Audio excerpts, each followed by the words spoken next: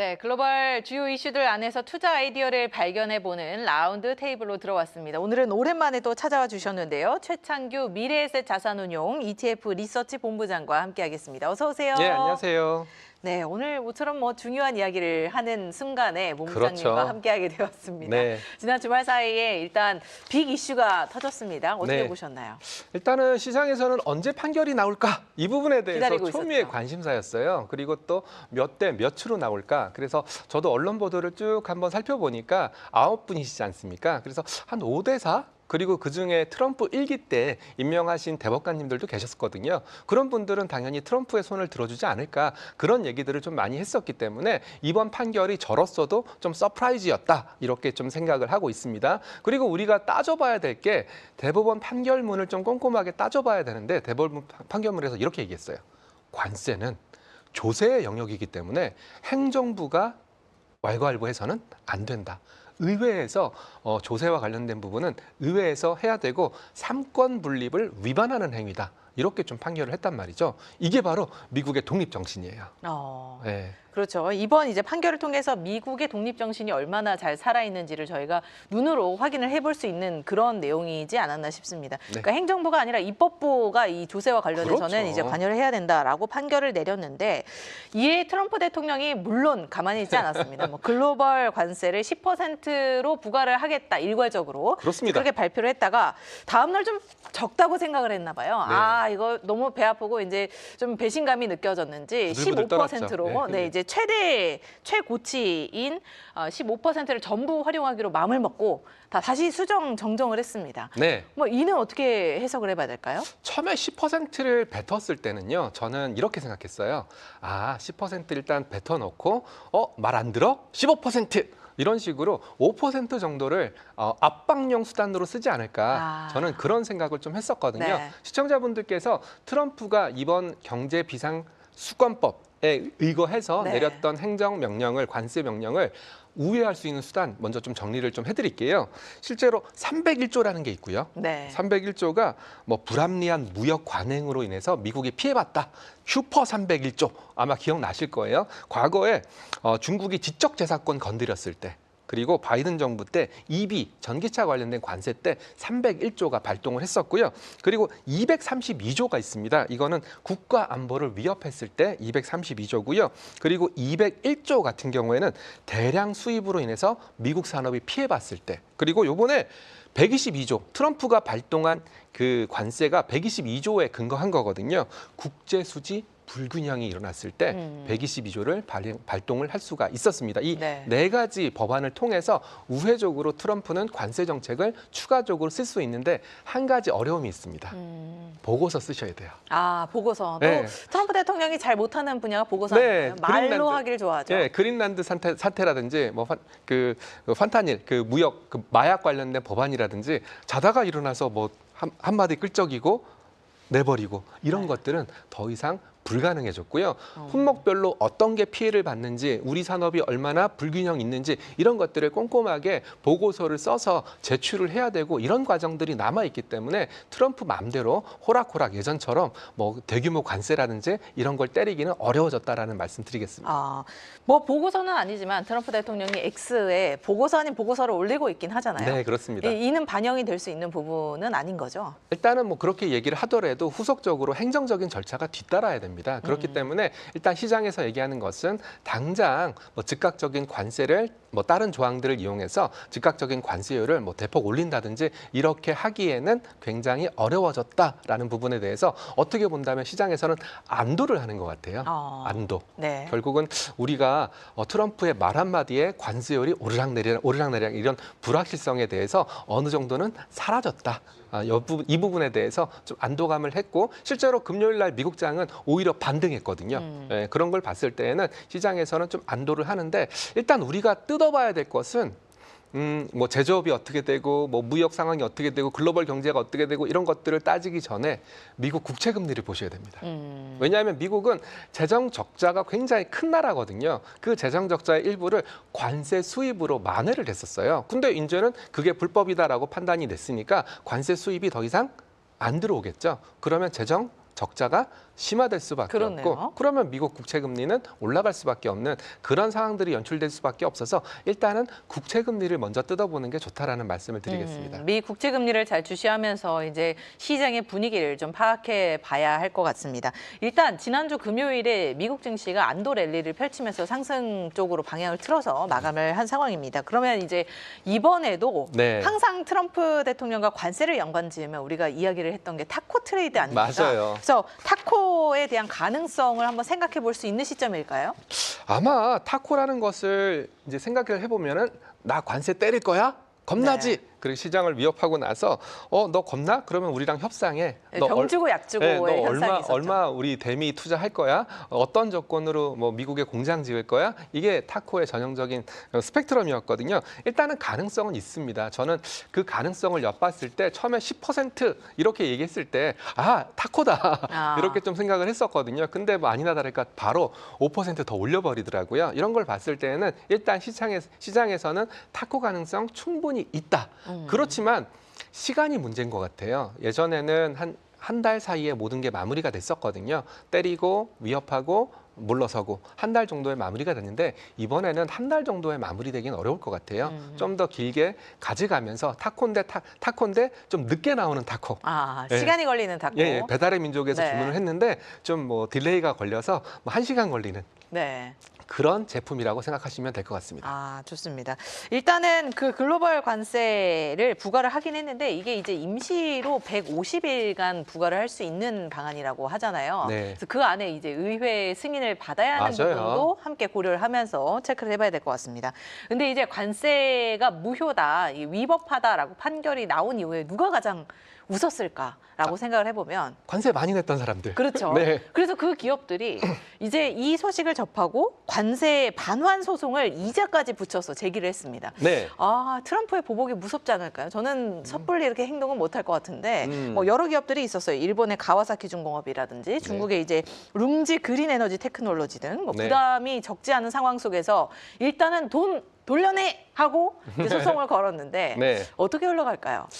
그 부분이 굉장히 크리티컬한 부분이에요. 사람마다 기관마다 좀 추정하는 금액은 다르지만 대략 한 1,650억 달러에서 1,750억 달러 정도가 관세 수입이다 이렇게 추정을 하고 있습니다. 이게 무효가 됐으니까 돌려줘야 될 돈은 1,750억 달러거든요. 네. 근데 과연 누가 신청을 해야 될까요? 만약에 예를 들어서 삼성전자가 있고 또 삼성전자 미국 법인이 있을 거지 않습니까? 예를 들어 메모리 반도체를 국내 삼성전자가 수출을 해서 메모리 반도체는 뭐 약간 관세가 다르긴 하지만 북미에 있는 미국 삼성전자가 수입업자가 돼서 만약에 수출을 했다라고 한다면 한국에 있는 삼성전자가 신고를 해야 될까요? 아니면 미국에 있는 삼성전자가 신고를 해야 될까요? 아니면 소비자가 신고를 해야 될까요?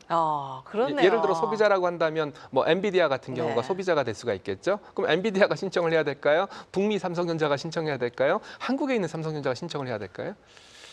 굉장히 누가 해야 어렵죠. 될까요? 네, 그러니까 굉장히 어려워요. 그런데다가 또 행정적인 소송 그리고 또 행정적인 절차 이런 것들을 거쳐야 되기 때문에 일단은 환급 규모가 너무나 크고 그리고 걸쳐 있는 이해 관계자가 너무나 많아요. 실제로 데이터를 따지면 수입업자만 해도 거의 2,000군데가 넘는다 그러더라고요. 2,000군데가 넘고요. 그리고 또 돈을 누가 받아야 되냐? 네. 수입업자가 받아가지고 그렇네요. 뭐 가격을 만약에 관세 네. 부분만큼 부분만큼 가격을 전가했다면.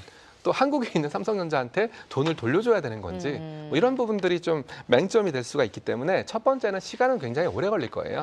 그리고 두 번째는 돌려준다고 하더라도 명확한 근거, 명확한 금액 이런 것들을 산정하기가 까다롭기 때문에 돈도 나중에 들어올 것 같아요. 그렇기 때문에 당장 어떻게 이번 관세 무효로 인해서 당장 우리 관세 냈던 금액을 이익 잉여금 일시적 현금 이렇게 잡기는 굉장히 까다로울 거다라고 저는 네. 그렇게 짐작을 하고 있습니다. 좀 해결을 한다고 해도 장기적인 관점에서 바라봐야겠죠? 네, 그렇습니다. 네.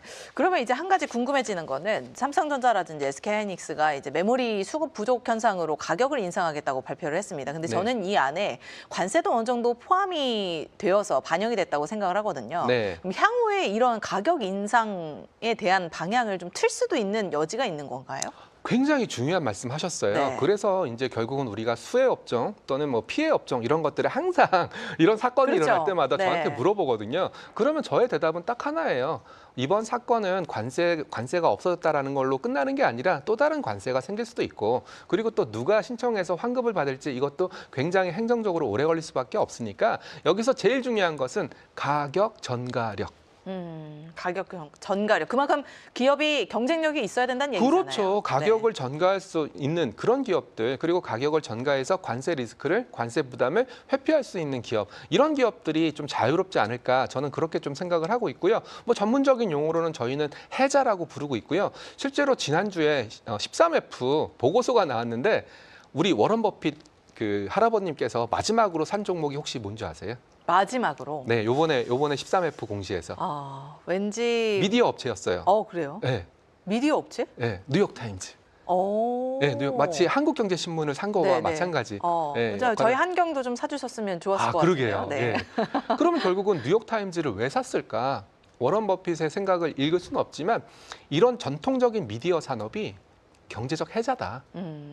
만약에 뉴욕타임즈 외에 어떤 언론 매체가 있는지 모르겠지만 그래도 웬만한 언론 매체는 우리가 다 알지만 뉴욕타임즈는 누구나 다 알고 있지 않습니까? 그런 것처럼 가격 전가력, 즉 뭐 신문 가격을 올린다든지 그럴 수 있는 그런 기업을 아마 투자한 거라고 저는 생각을 하고 있거든요. 결국 이런 관세 이슈가 불거지면 불거질수록 가격을 전가할 수 있는 기업들 또는 그 기업의 독점적인 영향력을 행사하고 있는 그런 기업들에 좀 더 집중을 해야 되지 않을까. 아마 그 기업이 우리로 따지면 뭐 삼성전자나 하이닉스, 그리고 전력기기 3사, 아니면 조선업체, 방산업체, 이런 것들이 되는 것 같아요. 그래서 우리가 녹화하고 있는 지금 이 시간에도 삼전 하이닉스 엄청나게 오르고 있거든요.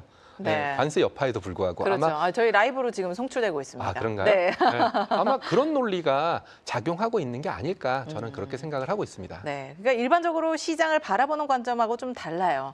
투자의 기재 법피동은 일단은 이런 시점에서 어떤 이제 기업에 주목을 해야 되냐 봤더니 미디어 기업이었고 그 안에서 뉴욕타임즈에 주목을 했다라는 네. 점까지 저희가 챙겨서 들고 가보도록 하겠습니다. 자, 그러면 이제 이런 상황 속에서 그동안 미국에게 투자를 하기로 약속했던 그렇죠. 국가들이 있잖아요. 맞아요. 이제 그럼 투자를 그대로 단행을 할 것이냐, 아니면 이걸 회의수까지는 아니지만 우리 투자를 무효화할 다시 거냐? 이제 예. 생각해 보겠다라고 무효를 선언할 것이냐라고 이제 생각을 하는 시점에서 일본이 먼저 선제적으로 이제 5,500억 달러 규모의 대미 투자를 계속해서 이행을 해나가겠다라고 발표를 했습니다. 어떤 관점에서 이런 결정을 내렸을까요?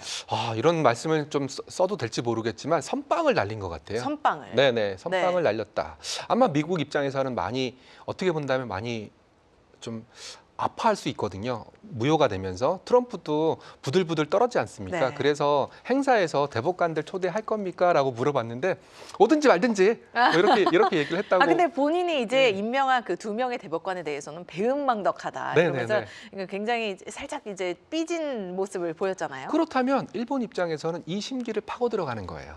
즉 이렇게 삐져 있는 트럼프한테 우리 5,500억 달러 계속 투자할게라고 얘기해 준다면 트럼프는 일본을 동맹국, 우방국으로 볼 수밖에 없다라는 네. 거죠. 일본 입장에서도 그런 걸 알고 있어요. 그리고 일본의 경제 자체가 미국의 영향력이 클 수밖에 없는 그런 산업을 보유하고 있거든요. 그런 상황에서 심기가 안 좋아져 있는 트럼프의 심기를 풀어줄 수 있는 방안으로 나아가는 거 아닌가, 저는 그렇게 좀 생각을 하고 있어요. 첫 번째는 무조건 안보예요. 안보. 저는 일본 입장에서는 안보, 동맹 이런 것들을 포기할 수 없었기 때문에 그런 선행 과정에서 안보, 동맹을 먼저 우선시하면서 5,500억 달러를 선빵을 날린 것 같고요.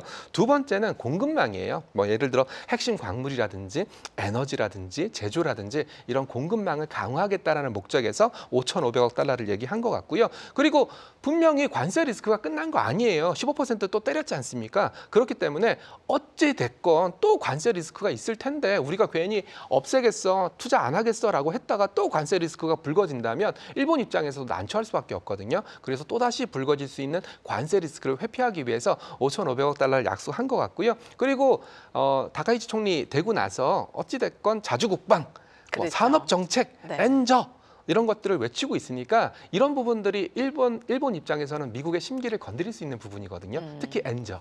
근데 이런 것들을 5,500억 달러 투자 계속 할게라고 얘기를 하면서 어느 정도 개런티를 받는 거죠. 이런 네 박자가 숨겨져 있는 거 아닐까 네. 저는 그렇게 좀 생각을 하고 있습니다. 너무나 발빠른 박자를 계산을 하고 이제 선빵을 날린 그런 네. 일본의 모습을 봤습니다. 그럼 우리나라도 가만히 있을 수 없잖아요.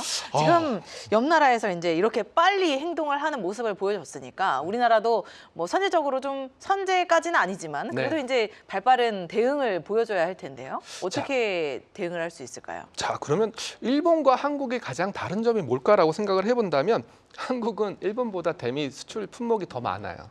반도체라든지 네네. 자동차라든지 훨씬 더 많기 때문에 결국 한국에서는 숫자가 카드가 되는 관세율을 낮추기 위한 정치적인 거래를 좀 더 강화할 가능성이 높아요. 물론 일본도 비슷한 행보를 보여주긴 했지만 한국도 결국은 관세율 자체를 낮춰야 되거든요. 어찌됐건 낮춰야 되거든요. 낮춰야 되는 입장에서 뭐 여기서 대미 투자를 철회하겠어, 없애버리겠어 이렇게 카드를 포기해버리면 안 되거든요. 그래서 일단은 그런 관세율을 낮추기 위한 카드를 굉장히 강화할 가능성이 높고 그리고 제가 아까 말씀드렸던 것처럼 한국은 미국보다 대미 수출 품목이 더 많아요. 그래서 대미 투자 패키지라든지 공급망 협력이라든지 기술 또 안보 이런 것들이 강화가 되는 나라이기 때문에 일본과 비슷한 행태를 보일 가능성이 높다라고 판단하고 있고요. 그리고 결국은 한국 입장에서는 이런 리스크들이 계속 반복적으로 불거질 거거든요. 어쩔 수 없어요. 미국 현지화를 꾸준하게 선점할 수밖에 없는 그런 구조다라고 설명을 드리고 있습니다. 그러면 이제 정치적인 부분을 고려를 하지 않을 수 없으니 향후 이제 어떤 그 전략을 펼쳐야 하는지 좀 상황을 지켜보면서 네. 이제 대응을 해 나갈 것으로 예상이 됩니다. 그러면 우리 개인 투자자들 입장에서는 어떤 관점에 주목을 해보면 좋을까요? 결국은 관세 피해, 이익, 수혜 이런 것들을 따지기 전에 제일 첫 번째는 가격 전가력. 가격 전가력. 네, 가격 전가력을 머릿속에 정말 어떻게 본다면 정말 박아 넣어야 되는 그런 상황이다라고 생각을 하고 있고요. 두 번째는 가격 전가력의 이유는 뭐냐면 마진 때문이에요. 가격을 전가해야 관세 15% 때리는데 만약에 가격의 전가를 못하면 15%만큼 마진이 빠진다는 거지 않습니까? 그래서 마진이라는 것도 좀 더 생각을 좀 해봐야 될 것 같다. 그래서 전가력이 높은 기업들 첫 번째는 뭐 브랜드 파워 그리고 뭐 필수제 그리고 뭐 독점적 플랫폼 이런 것들이 가장 필수적인 덕목이 될 것 같고요. 그리고 전가력이 낮은 업종 같은 경우에는 뭐 경쟁이 치열한 자동차 같은 그런 업종들이 뭐 경쟁이 치열한 업체 그리고 부품, 중간재 이런 것들은 경쟁이 치열해질 수밖에 없다라는 것들도 명심을 좀 하실 필요가 있습니다. 네, 좋습니다. 자, 이렇게 이제 관세 판결로 인해서 어떻게 이제 그 시시각각 변하는 상황들이 펼쳐질 것인지에 대한 전망까지 저희가 들어봤습니다. 그러면 이런 상황 속에서 이제 미국의 상황을 조금 더 집중해서 살펴보면 좋을 것 같은데요. 미국에서는 4분기 GDP가 발표가 됐는데 네, 생각보다 맞아요. 쇼크의 수치가 나왔습니다. 그렇죠. 저도. 일단 예상치가 2.5%였는데 1.4% 생각보다 낮았어요. 네. 네, 주요 내용이 뭐였을까요? 사실 이런 그 예상보다 너무나 낮은 수준이 나왔는데 네. 어떤 것들이 영향을 미치게 됐을까요? 결국은 여러 가지 영향들이 있을 수 있겠지만 뭐 정책, 일시적인 요인, 그 전분기가 좀 일시적으로 좀 높았다라고 생각을 할 수 있는 부분도 있고요. 정책적인 모멘텀, 그리고 성장 모멘텀도 살짝 둔화됐다 이렇게 좀 생각을 할 수가 있습니다. 뭐 성장 기여를 좀 찾아보니까 뭐 소비, 뭐 투자 증가 이런 것들은 저희가 찾을 수가 있었는데요. 정부 지출, 수출 감소. 그러니까 정부 지출이라든지 아무래도 미국은 재정 적자가 너무 심한 상황이다 보니까 정부가 적극적으로 지출을 하기가 좀 어려운 나라거든요. 그러다 보니까 정부 지출이 감소했고 수출이 좀 떨어진 부분이 미국의 GDP 성장률을 좀 떨어뜨렸다. 이렇게 좀 분석을 하고 있습니다. 근데 지금 상황에서는요. 두 가지를 생각하셔야 될 것 같아요. 결국은 성장률이 떨어졌어? 성장률이 떨어졌으면 금리 인하할 수 있겠네. 금리 인하. 네, 금리 인하할 수 네. 있겠네. 왜냐하면 성장률이 떨어졌으니까 성장률을 높이기 위해서 금리 인하할 수 있겠네. 이런 생각을 할 수가 있고요. 두 번째는 금리 인하해야 되는데 지금 물가는 어떻지? 물가가 높으면 금리 인하 못하는 거잖아. 야, 성장은 떨어지는데 물가까지 높아져 버리면 이거는 뭐 금리 인하 하기도 그렇고 안 하기도 그렇고 금리 인하 해버리면 물가는 더 올라갈 테니까 이런 양날의 칼날 딜레마에 빠질 수가 있는 그런 국면이거든요. 그래서 그런 것들을 좀 꼼꼼하게 체크를 해보셔야 될 것 같아요. 실제로 PCE 물가, 개인 소비 지출이 살짝 올라갔거든요. 그랬습니다. 네, 살짝 네. 올라갔기 때문에 지금이 저도 뭐라고 얘기할 수가 없는 상황이에요. 고용 좀 보자고 얘기했더니 고용 좀 좋아지는 것 같고 실업률 좀 떨어지는 것 같은데 경제 성장률이 떨어지고 경제 성장률이 떨어지니까 금리 인하 좀 하려고 하는 것 같은데 물가가 올라가고 이런 상황이 연출되다 보니까 아마 굉장히 많이 헷갈리실 거예요. 네. 네, 저 역시도 많이 헷갈립니다. 사실 연준 내에서도 이런 지표들을 기반으로 이제 금리를 결정하게 되는데 어느 쪽으로 방향을 틀어야 되냐라고 고민이 많이 될 것 같아요. 그래서 향후 이제 이러한 지표의 상황들을 보면서 이제 판단을 하겠지만 이 미국의 4분기 GDP 성장률이 예상보다는 좀 충격적인 수준으로 나왔다라는 점을 저희가 참고하면서 계속해서 이야기 이어가 보도록 하겠습니다. 아, 그 얘기 안 네. 드렸네요. 성장률이 떨어진 이유를 로이터라든지 이런 쪽에서는 정부 셧다운. 예, 셧다운 영향을 그렇죠. 역대 좀 최장 기간이었어요. 네, 셧다운이 아마 이번에 반영이 됐을 거거든요. 정부 셧다운이 아마 정부 서비스 축소가 GDP를 한 1% 정도 낮췄다라는 추정이 있으니까 셧다운 영향도 있으니까 다음 분기 GDP를 좀 더 보실 필요가 있습니다. 네, 그러니까 연말에 사실은 이제 지난해 10월부터 43일간 셧다운이 있었기 때문에 이로 인해서 좀 GDP 역시나 좀 피해를 입었을 것으로 추정이 되고 있습니다. 그래서 향후 1분기에 나오는 GDP를 반영해 보면서 금리의 향방도 판단을 해보면 좋을 것 같습니다. 어쨌든 이렇게 관세 판결 그리고 여러 가지 지표가 나온 상황 속에서 미국 증시가 안도 랠리를 펼치면서 상승으로 마감을 했습니다. 네. 자, 이런 국면에서 앞서서도 강조를 해주셨는데 필수 소비재 업종을 봐야 한다라고 네. 말씀을 해주셨거든요. 구체적인 이유가 뭘까요? 결국 관세도 시끄럽고 관세가 결국은 물가를 움직일 수 있는 변세지 그렇죠. 않습니까? 네. 관세도 시끄럽고 GDP도 낮게 나오고 그런데다가 고용은 좀 살아나는 것 같은데 실업률도 팍팍 떨어지진 않고 인플레이션 물가도 2% 이상에서 계속 형성되고 이러다 보니까 사람들은 숨을 곳을 찾는 거예요. 여기서 사람들이라는 것은 투자자들을 말하는 거고요. 숨을 곳이라는 것은 좀 안정적으로 내가 투자를 해도 큰 변동성이 생기지 않는 그런 업종을 선택할 수밖에 없는데요. 결국은 필수 소비재를 봐야 되는 이유가 수요 탄력성이 낮아요. 즉 필수 소비재라는 것은 내가 항상 쓰는 거기 때문에 어떨 때는 많이 썼다가 어떨 때는 적게 썼다가 이런 수요의 변동성이 그렇게 크지가 않은 업종이고요. 그리고 생활 필수품 같은 경우에는 소비가 크게 줄지가 않아요. 소비가 뭐 어떤 달에는 많이 줄었다가 어떤 달에는 크게 늘었다 이런 게 없으니까 매출의 하방 경직성이 굉장히 단단한 업종입니다. 그러다 보니까 가격 전가력도 있을 수밖에 없겠죠. 반드시 써야 되는데 그렇죠. 가격 전가해도 내가 100원, 200원 오른다고 해서 안 쓰겠어요? 이런 것들이 삼박자가 맞아 떨어지는 업종이다 보니까 시장의 참여자들이 이쪽으로 관심을 보이는 것 같습니다. 그런데다가 작년 연말이었죠. 나스닥 100 지수에 월마트가 들어갔어요. 네. 네, 월마트가 들어가면서 월마트야말로 뭐 그런 소비재 업종의 가장 대표 주자라고 할 수가 있는데 월마트도 잘 뜯어 보니까 소비가 탄탄한 것도 탄탄한 거지만 또 AI 발전에 따른 물류 자동화 그리고 배송 서비스 이런 것들이 맞아 떨어지면서 월마트의 주가가 굉장히 많이 올랐거든요. 그리고 코스트코 주가도 굉장히 많이 올랐고요. 그런 거 봤을 때에는 시장에서는 좀 지쳤다.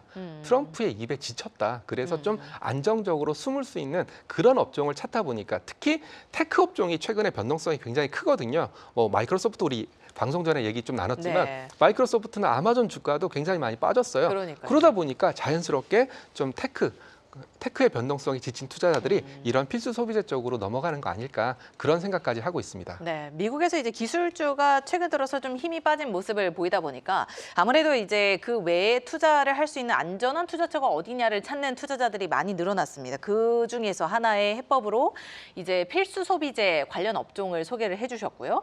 또 하나가 고배당 ETF라고 말씀을 해주셨습니다. 여기에는 뭐 대표격인 슈드를 다시 주목해야 된다라고 네. 말씀을 해주셨는데요.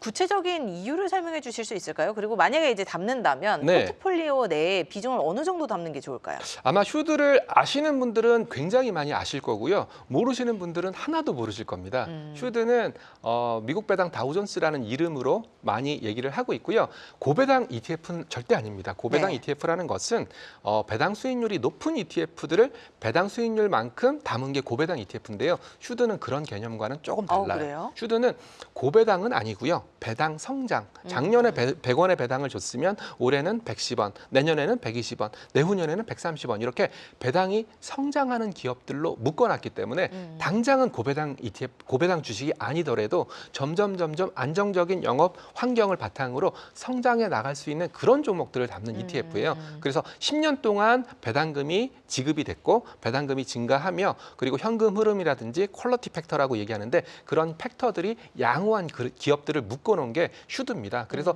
당장의 배당 수익률을 묻는다면 제 생각으로는 한 2% 후반대, 3% 그 정도밖에 안 되기 때문에 이걸 갖고 고배당이라고 얘기할 수 없지만 퀄리티, 즉 현금 흐름, 재무 건전성 그리고 이런 것들이 양호한 기업들을 바탕으로 하고 있고요. 그리고 지속 가능한 배당 흐름, 지속 가능한 배당 흐름이라는 것은 그 기업의 현금 흐름이 양호해야 되거든요. 그렇죠. 예, 이런 기업들을 중심으로 묶어놓다 보니까 앞서 말씀드렸던 아마 필수 소비재 생각이 나실 거예요. 예, 필수 소비재 기업들이 그런 기업들이 좀 많거든요. 예를 들어 코카콜라라든지 네. 이런 기업들. 배당주죠. 그렇죠. 네. 이런 기업들이 슈드의 가장 단골 손님으로 자리를 잡고 있습니다. 그러면 이제 이렇게 안정적으로 그 배당 성장을 보여주면서 이렇게 그 배당을 지급하는 기업들 위주로 ETF가 구성이 되어 있다라고 말씀을 해주셨는데 지금 현재 시점에서 만약에 가져가 본다면 포트폴리오 내 비중을 어느 정도로 가져가 볼까요? 결국은 이걸 뭐 전체 뭐 100% 이거는 좀 말이 안 되고요. 그렇죠. 왜냐하면 못 기다려요. 아, 못 기다려요. 네네네. 그게 가장 큰 문제입니다. 왜냐하면 작년에 테크 주식들, 재작년에 테크 주식들이 한참 날아갈 때 슈드는 못 날아갔거든요. 아니 그럴 수밖에 없죠. 그렇죠. 성장주의 시대인데 이런 가치주가 날아갔을 리가 없죠. 근데 올해는 어땠을까요? 올해는 오히려 좀 수익률이 더 올해 좋아요. 나았지 않았을까? 네, 올해 굉장히 좋아요. 네. 올해는 한국 배당주도 좋고요, 미국 배당주도 좋아요. 어. 네, 그렇기 때문에 잘 생각해 보셔야 될 거예요. 내가 성장주를 얼마나 많이 들고 있냐. 아마 성장주를 안 들고 있는 투자자들은 많이 없으실 거예요. 여기서 말한 성장주가 미국 테크 주식도 성장주가 될 수 있고요, 한국의 반도체 주식들도 성장주가 될 수 있거든요. 이런 분들은 반드시 10에서 15% 정도는 들고 있는 게 좋아요. 왜냐하면 또 트럼프 관세가 어떻게 될지, 그리고 AI 산업이 어떻게 흘러갈지 아무도 모르거든요. 저도 한 2년 동안 AI 산업을 바라보고 있는 입장이지만 모르겠어요. 누가 승자가 될지. 누가 승자가 될까요? 저는 구글이라고 생각을 하는데요. 예, 근데 또 어떻게 사람들이 얘기가 오픈 AI에 대해서 걱정하시는 분들이 굉장히 많아요. 지금은 좀 많이 밀렸죠. 마이크로소프트 네. 주가가 하락하는 이유 중에 하나가 오픈 AI 포지션이 너무나 많기 때문에 그렇다라고 말씀하시는 분들도 계시거든요. 그렇다면 AI의 미래 불확실하죠. 그리고 관세 어떻게 될지 몰라요. 이렇다면 이런 슈드와 같은 필수 소비재와 같은 종목들은 내 포트폴리오의 한 10에서 15% 정도는 좀 갖고 있는 게 내 포트폴리오를 아름답게 만드는 비결이다라고 생각을 하고 있고요. 만약에 아까 우리가 잠깐 얘기했던 것처럼 내 나이가 60 넘었다, 은퇴했다 이런 분들은 한 절반까지 갖고 가셔도 좋다라고 생각을 하고 있습니다. 좋습니다. 이제 투자 성향에 따라서 당연히 이제 그 비중을 잘 조정을 해서 담아봐야겠지만 그 안에서 안정적으로 가져갈 수 있는 슈드 ETF를 다시 한번 강조를 해주시면서 소개해 주셨습니다. 자, 이렇게 국제 정세가 상당히 혼란스러운 시점입니다. 그 안에서 이제 보통 기존의 투자자분들은 미국, 뭐 중국, 한국은 이머징에 해당됐긴 했지만 이제 좀 가파른 성장세를 보이고 있고요. 이제 주요한 국가들을 위주로 투자를 하는 성향을 보였는데요. 이럴 때일수록 이머징 국가에 좀 주목을 해봐야 된다라고 말씀을 해주셨더라고요. 네. 어떤 맥락에서 저희가 주목을 해봐야 될까요? 첫 번째는 금리 인하기예요. 금리 인하기라고 표현해서 좀 애매모호하다, 두루뭉실하다라고 말씀드릴 수 있겠지만 돈이 넘쳐나는 시기거든요. 어찌됐건 미국도 금리를 상당히 많이 낮췄고 올해도 뭐 3번이냐 2번이냐에 따라서 약간 왈가왈부는 있겠지만 어찌됐건 미국도 금리 인하 가능성이 높은 상황이거든요. 거꾸로 얘기하면 전 세계적으로 돈이 넘친다는 거예요. 달러화가 넘친다는 거거든요. 네. 그러면 그 넘치는 달러화가 처음엔 어디로 갔냐? AI 산업으로 갔겠죠. 그리고 캐펙스 투자로 갔겠죠. 그러다가 거기도 약간 위태위태하니까 그 다음 스텝으로 이머징 마켓으로 갔어요. 근데 이머징 마켓으로 갔는데 어떤 이머징 마켓으로 갔냐? 특징을 꼽아보면은 딱 하나예요. 원자재. 특히 그 중에서도 AI 산업과 관련된 원자재. 뭐 예를 들어서 큰 틀에서는 AI가 가고 있긴 한 거네요. 그렇죠. 네네. 왜냐하면 어찌됐건 지금은 누가 승자가 될지 모르겠지만 지금 투자를 안 해버리면 winner takes all. 승자가 독식하는 그런 구조다 보니까 미친 듯이 투자를 하는 거거든요. 미친 듯이 투자를 하고 있으니까 우리의 메모리 반도체가 쇼티지가 나는 거지 않습니까? 그러면 거꾸로 얘기하면 거기에 들어가는 원자재, 특히 구리가 쇼티지가 굉장히 심합니다. 그렇다면 이머징 마켓 중에서 구리를 생산하고 있는 이머징 마켓 주가가 최근에 좋습니다. 어떤 국가들이 있나요? 페루가 있습니다. 페루. 네, 그리고 칠레가 있고요. 페루와 칠레, 남미에 네. 있는 국가들이네요. 그리고 뭐 브라질도 최근에 주가가 괜찮은 편이거든요. 그래서 최근의 특징을 본다면 첫 번째, 글로벌리하게 유동성이 풍부하기 때문에 DM, 선진국에서 EM, 이머징 마켓으로 돈이 흘러가고 있다. 한국도 돈이 많이 들어왔어요. 우리가 외국인들의 현물 매매만 봐서 그렇지만 한국도 한국을 추종하는 뭐 MSCI 코리아나 아니면 이머징 마켓 ETF에 돈이 많이 들어왔기 때문에 외국인들 자금이 한국에도 많이 들어왔습니다. 개인들만 한국을 사는 건 아닙니다. 아, 그래요? 그리고 뭐 예를 들어 터키라든지 이머징 마켓 중에서 변동성이 큰 터키라든지 그리스라든지 뭐 방금 말씀드렸던 페루, 브라질, 칠레 이런 나라들 주가가 굉장히 좋기 때문에 이유도 꼼꼼하게 좀 생각을 해보시면 좋을 것 같은데 제가 생각하는 이유는 AI 산업이 발전했고 그 관련된 원자재, 특히 구리의 쇼티지가 굉장히 크고 또 뭐 예를 들어 은 가격도 많이 올랐지 않습니까? 네. 은도 태양광의 패널에 쓰는 광물이거든요. 그렇기 때문에 이런 전력과 관련된 그런 광물을 생산하는 나라들은 굉장히 수익률이 좋다. 결국은 AI 산업은 현재 진행형이다.